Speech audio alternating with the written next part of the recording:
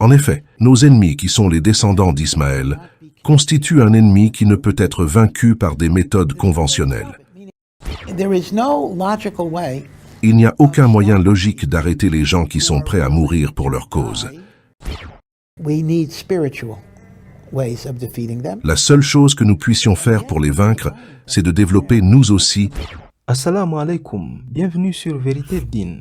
Dans une vidéo diffusée sur les réseaux sociaux, un étudiant juif a posé une question à un rabbin. L'étudiant semblait perplexe quant à la raison pour laquelle Dieu exauce les prières des musulmans, alors que pour lui, les musulmans ne sont pas sur le vrai chemin. En général, la plupart des érudits juifs croient que les musulmans adorent le même Dieu qu'eux, mais beaucoup de juifs ordinaires considèrent l'islam comme une religion erronée. We have the same God as the Arabs. We believe in the same God, one God. Nous avons le même Dieu que les Arabes. Nous croyons au même Dieu qui est un Dieu unique. C'est donc bizarre de voir les chrétiens croire à la Trinité.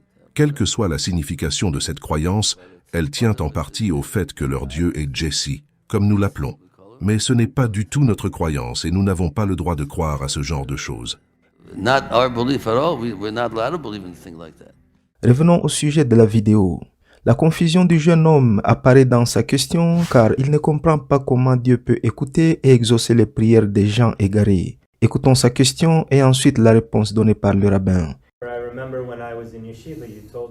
Je me souviens que lorsque j'étais à la yeshiva, vous nous avez dit que les Arabes sont un adversaire difficile parce qu'ils ont certaines invocations et qu'ils ont un certain lien avec Dieu. Par exemple, ils pratiquent la circoncision, ils ont une certaine version de la nourriture halal, ils enseignent la modestie et on pourrait même dire qu'ils sont meilleurs que nous. Ma question est donc la suivante.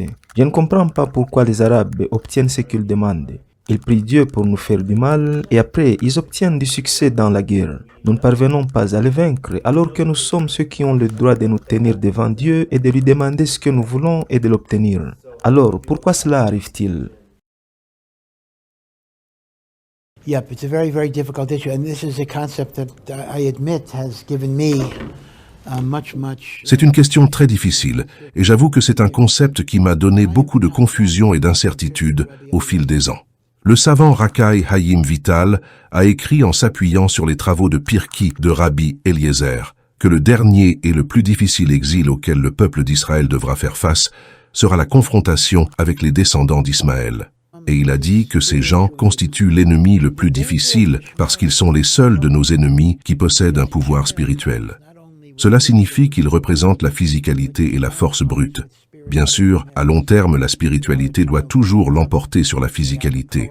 Le danger des enfants d'Ismaël est beaucoup plus subtil, car ils ne sont pas seulement dotés d'une force physique, mais ils sont aussi dotés de mérites spirituels.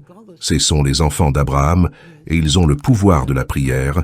Ils ont le mérite de l'alliance de la circoncision qui remonte à Abraham, ils vivent leur vie avec pudeur, etc. Je vais donner un exemple triste mais important. Il y a eu une période où la Jordanie ne voulait pas autoriser les adolescents israéliens à se rendre en Jordanie parce que les autorités jordaniennes disaient que nos adolescents abaissaient les normes de pudeur chez leurs adolescents. Ils pensaient que les enfants israéliens avaient une mauvaise influence sur les adolescents jordaniens. Encore une fois, ce serait drôle si ce n'était pas triste. Cela vient renforcer la réponse que j'ai donnée à votre question. Donc, parce qu'ils ont ces mérites-là, ils peuvent prier pour nous faire du mal. Et comme il y a un certain pouvoir dans leur prière, Dieu leur donne tout ce qu'ils demandent. Because they have these merits, they can pray for bad things.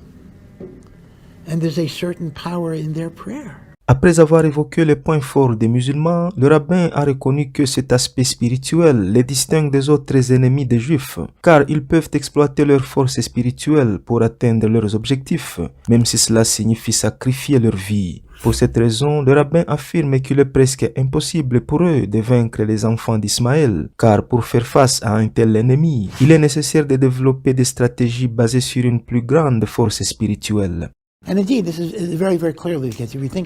En effet, c'est très clair parce que si vous y réfléchissez, nos ennemis qui sont les descendants d'Ismaël constituent un ennemi qui ne peut être vaincu par des méthodes conventionnelles.